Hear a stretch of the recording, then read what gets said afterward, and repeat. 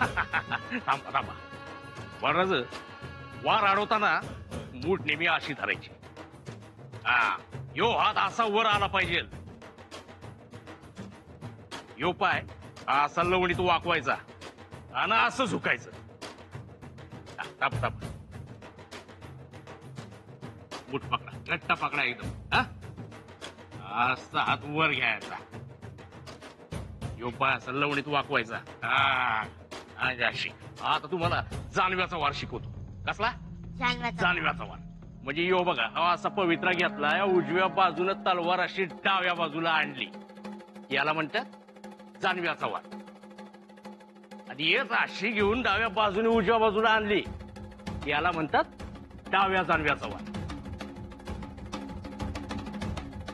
यांना बिननोटीचा वार शिकवा ना. बिननोटीचा शिकवू की, पण बाळराजा लई कवळं आहे, लई ताकद लागते त्यासाठी.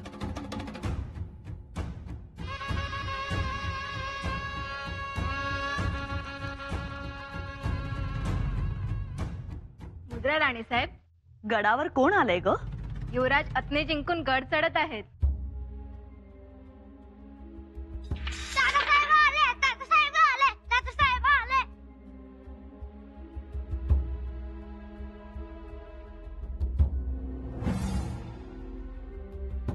पळालं.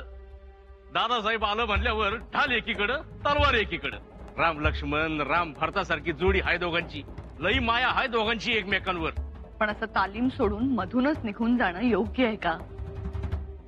अशानं तलवार चालवायला कधी शिकणार? कधी शिकणार वार झेलायला आणि वार करायला? अव शिकत्या. आमच्या मनास हे रुचलं नाही.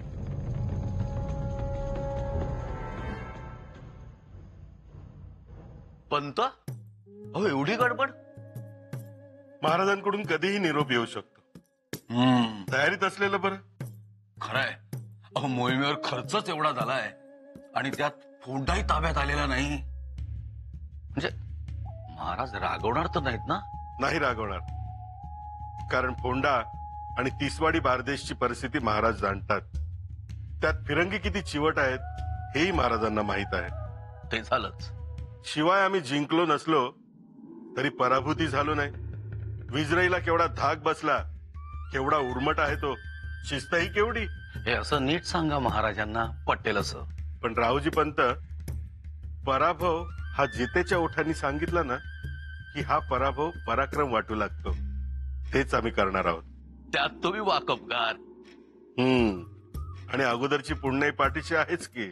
पंत, अहो महाराज काय म्हणतात, कालच्या पुण्याईवर रायगडावर आजचा दिवस उगवत नाही. राहुजी पंत, आम्ही मोकळ्या हाताने आलो नाही हेही लक्षात घ्या. अजिंक्य तारा बकोटीला मारून आलोय आम्ही.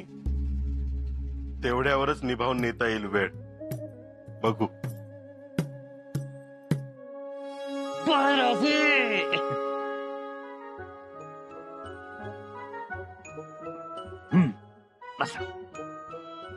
फते केली. हत्या केली. त्या बब्बर खानाचा फडशा पाडला. पण बाळराजे, तुम्ही तालीम सोडून आलात ना? आमच्या पेहराव्यावरून ओळखलेत ना. एक गोष्ट लक्षात ठेवा, अशी तलवार सोडून कधीही यायचं नाही. योद्धा होणार ना आमचे बाळराजे? नाही. नाही? आम्ही दादासाहेबांचे लाडके होणार. ते तर आत्ताही आहातच ना. मग तलवार शिकायची काय गरज आहे तुम्ही असताना? बाळराजे, तुमच्यावर कोणी हल्ला केला तर? ते शक्यच नाही. आणि जर कोणी वार केला तर त्याचा कयम खान होईल. सर्वांना ठाऊक आहे. ते आहेच, पण तरीही तुम्हाला तलवार शिकावी लागेल. आबासाहेबांना केवढा आनंद होईल तुम्हाला तलवार चालवताना पाहून. ते तुमचं कौतुक करतील आणि तुमचा आम्हाला हातभार लागेल.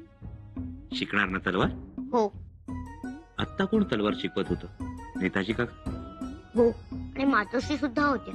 बाळराजे, तुम्ही अशी तलवार सोडून पळून आलात म्हणून मातोश्री चिडल्या असणार. नेताजी काकांची तरी आज्ञा घेतली होती येताना? नाही.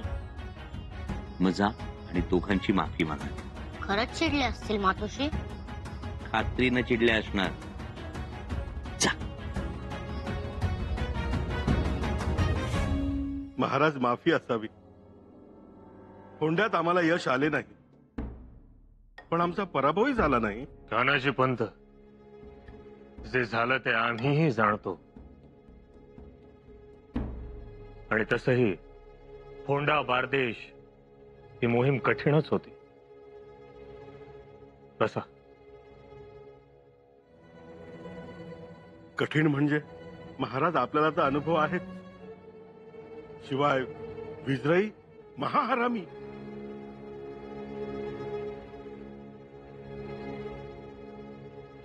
या शंभरजे या. बसा.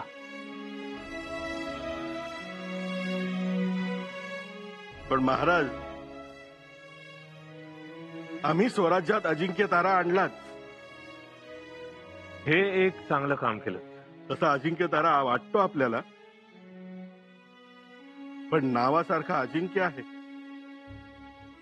शिवाय शिबंदी 3000ची. सुरुवातीला कल्पना आली नाही, पण नंतर वरून चांगलाच प्रतिकार झाला. मग आम्ही हट्टाला पेटलो, मोडून काढला प्रतिकार. पण आमचे 5 दिवस गेले. कधी कधी सोपा वाटणारा विजय ही खूप अवघड बनतो. हो, नेमके तेच झाले. आम्हाला वाटले होते गड 2 दिवसात हाताशी येईल, पण 5 दिवस लागले. शंभूराजे, तुम्ही देखील मोठी कामगिरी बजावली. आम्हाला खूप आनंद झाला. तुम्ही एक अथनी तर मारलीतच, पण त्याचबरोबर असंख्य आया बापांचे आशीर्वाद घेऊन आलात. महाराज आपली प्रेरणा. आता तुम्हा दोघांनीही मोहिमेचा जमा खर्च सदरेवर द्यावा आणि आराम करावा.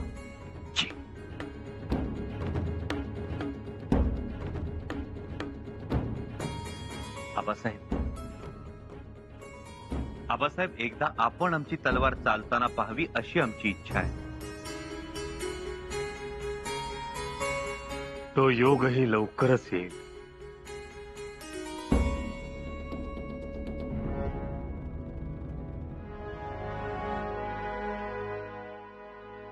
आबासाहेब, आपण आमची तलवार चालताना पाहाल यापेक्षा दुसरा मोठा आनंद तो कोणता? फक्त तो योग लवकर यावा.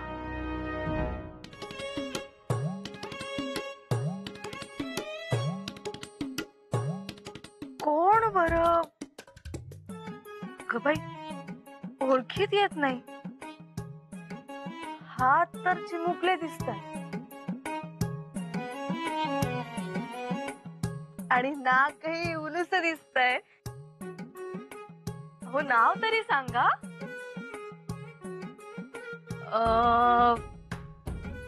आमचे दाईसाहेब बाळराजे तर नाहीत ना? बाळराजे वहिनीसा, आम्हाला सांगा, तालीम महत्वाची का दादासाहेब महत्वाचे? दादासाहेब. मग दादासाहेब आले म्हटल्यावर त्यांना सामोरे जाणं योग्य की अयोग्य? योग्य. मग आम्ही हातातली कामं सोडली, ती चूक का बरोबर? बरोबर. काम सोडलत ना, मग काही हरकत नाही. हो ना?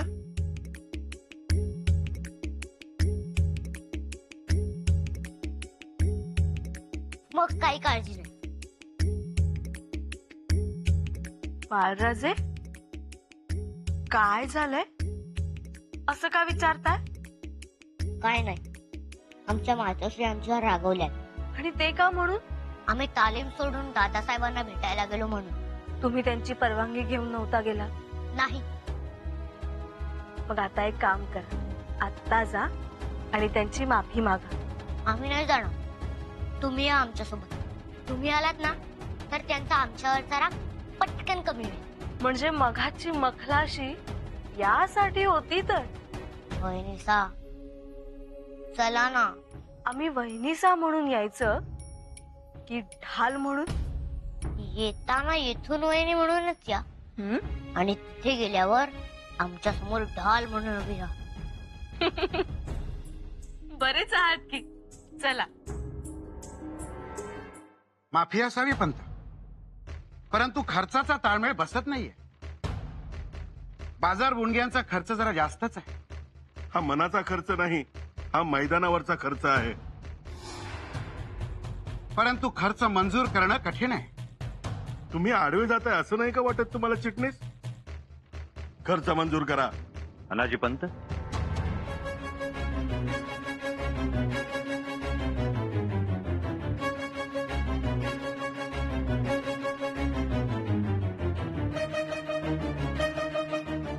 आम्ही काही बोललो तर चालेल? चालेल ना? युवराजांनी बोलावे, आम्ही कोण मनाई करणार. अनाजी पंत, फोंड्याची मोहीम यशस्वी झाली नाही ही बाब गौण आहे, परंतु आपण महाराजांशी खोटं बोललात याचा आम्हास वाईट वाटलं. आम्ही खोटं बोललो? काय खोटं बोललो? खरं तर तिथेच बोलणार होतो, पण बरं दिसलं नसतं म्हणून बोललो नाही. आणि आता ही आपली परवानगी असेल तर बोलतो. बोला ना, काय म्हणताय? अनाजी पंत, आपण अजिंक्य तारा घेतला, जरूर घेतला, पण अजिंक्य ताऱ्यावर शिबंदी किती होती? 500 सैनिकांची. आपण महाराजांना सांगितले 3000. अजिंक्य तारा आपण 2च दिवसात घेतला, पण महाराजांना मात्र सांगितले 5 दिवस. पण गड तर घेतला ना? घेतला ना, पण त्याचबरोबर यादीत 3 दिवसांचा खर्चही वाढला ना? का असं करता अनाजी पंत? युवराज, क्षमा असावी. आपल्याला खबरा चुकीच्या मिळत आहेत. अनाजी पंत, आजवर आम्ही स्वराज्याच्या मंत्र्यांचा मोठेपणा ऐकत आलो, पण आज मात्र त्यातला फोलपणा जाणवतो. युवराज, काय बोलताय हे? परवा येताना अजिंक्य तारा पाहिला. किल्ला फारसा बळकट नाही, दुर्गमही नाही, परंतु आपण मात्र मोठा पराक्रम गाजवून अजिंक्य तारा स्वराज्यात सामील करून घेतला अशी पुशारकी महाराजांसमोर मारली. का अनाजी पंत? युवराज, नसता बोल लावू नका. तो आजवर लावला नव्हताच.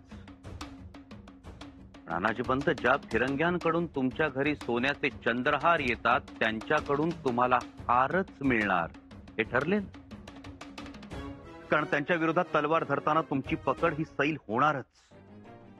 अनाजी पंत, हा असा मिंधेपणा माग सरकायला शिकवतो, अभिमान विसरायला लावतो. तर अनाजी पंत, तुम्ही त्या फिरंगी विजळीला पाचोळ्यासारखं उडवून लावलं असतं. युवराज, आमचा नजराण्यांना विरोध आहे तो याचसाठी. नका घेत जाऊ. आपली शस्त्र, मनातले इरादे सगळं बोथट होत. हवं असेल तर छत्रपतींना सांगून आपलं वेतन वाढवून घ्यावं, पण हे सगळं थांबवावं. अनाजी पंत, आम्ही हे बोललो ते आकसापोटी मुळीच नाही, पण स्वराज्याच्या रथाच्या एका चाकाचं नाव सत्य आहे हेही लक्षात ठेवावं. आपल्या वागण्यानं छत्रपतींना कमीपणा येऊ देऊ नका हीच आमची कळकळीची विनंती आहे. ते राहवलं नाही म्हणून बोललो, उपमर्द करण्याचा हेतू अजिबात नव्हता.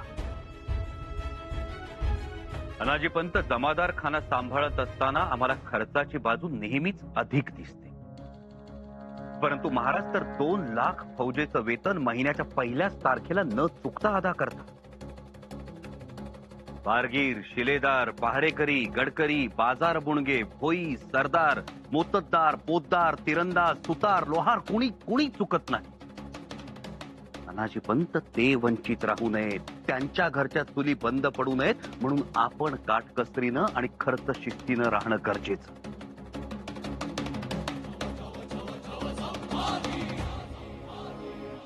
विचार व्हावा अनाजी पंत.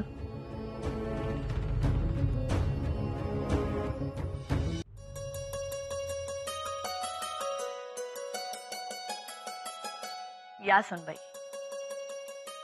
आणि हे मागे कोण लपलंय? मागे आमचे बाळराजे दाईचा आहे. असं? मातोश्री, केवढे हुशार आहेत ना आपले बाळराजे. किती तल्लख बुद्धी आहे त्यांची. हो ना. मातोश्री, आमची एक विनंती होती तुम्हाला. त्यांस रागे भरू नका. तुम्हाला बाळराजेंबद्दल कळवळा आहे, त्याचा आनंदच आहे आम्हाला. पण त्यांना पाठीशी घालू नका. तालीम सोडून न विचारता निघून गेलेत. अदब विसरलेत ते. पण मातोश्री, त्यांचे दादासाहेब आले म्हणूनच ते गेले ना. तेच योग्य नाही. दादासाहेब आले पळा. दादासाहेब लढाई जिंकून आले, साखऱ्या वाटा, नाचा. हे चालायचं नाही.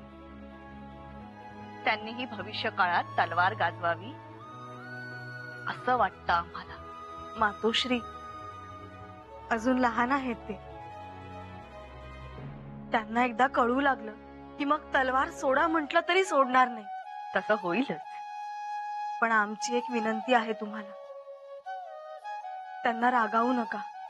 बिचारे भांबावतात तो. सुनबाई, तुम्हाला आमचा राग दिसतोय, त्यातली शिस्त नाही दिसत. मातोश्री, तुम्ही जेव्हा केव्हा आई भाल, तेव्हा लेकराबद्दलचा खरा कळवळा कळेल. तोपर्यंत आम्ही जे काही सांगतोय ते तुम्हाला कळेलच असं नाही. मातोश्री, आज्ञा असावी.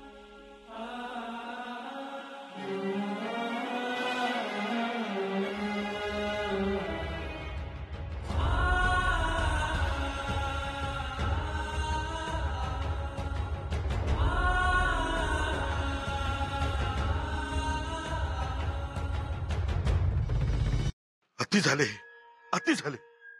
नाका तोंडात पाणी गेले. शांत व्हा पंत. काय शांत व्हा? आता खरंच सहन होत नाहीये. खरंच नाही. प्रत्येक गोष्टीला काहीतरी मर्यादा असते. किती बोलले ते बघितलं ना. आतापर्यंत महाराजांचा धाक होता. हो, त्यांचा धाक होता. पण त्यांचा धाक असा मांजराच्या नखासारखा ओरबडणारा नव्हता. त्यांचा धाक प्रेमळ होता. त्यात आपलेपणा होता. यांचा धाक म्हणजे सासुरवासच. हो ना. म्हणजे कधी कुठून टोमणा ऐकू येईल आणि कधी कुठून जिवारी लागणारा शब्द ऐकू येईल काही सांगता येत नाही. म्हणजे मला जसं आठवतंय तसं एवढा बेभरोसेपणा सदरेवर तरी नव्हता. गड चढताना पोटात गोळा येतो हो मोरपंत. खरंय. प्रधान मंडळाची जशी ससे होलपटच सुरू झाली असं दिसतंय. पण ही काय मर्दुमकी नाही. युवराज म्हणून आम्ही आदर करतो, पण आम्हाला काहीच किंमत द्यायची नाही. प्रत्येक गोष्टीत उणेपणा बघायचा, हे बरोबर नाही. उणेपणा कशात नसतो. अति गोऱ्या बाईलाही मिशीची लव दिसतेच. बघा ना काय म्हणाले. फिरंग्यांकडून सोन्याच्या दागिन्यांचे नजराणे येतात, मग त्यांच्या विरुद्ध तलवारी धरताना मुठीवरची पकड आपोआप सैल होणारच ना. नाही, हे योग्य नाही. युवराजांनी असं बोलायला नको होतं. आणि म्हणाले मिंदा माणूस अभिमान विसरतो. कधी कधी असं वाटतं ह्यांच्यापेक्षा राजाराम राजे थोरले असते तर फार बरं झालं असतं. पण आता काय करणार. जे आले वाट्याला ते भोगले पाहिजे. खरं सांगू, उद्याचा राजा आमचा पाण उतारा करणारा नव्हे तर आमच्या शब्दात राहणारा असायला हवा.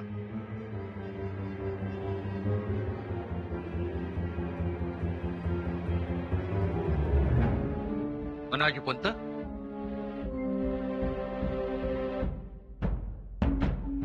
तुम्हाला नाही वाटत तसं? हो, पण ते शक्य नाही. जगात सगळं शक्य आहे.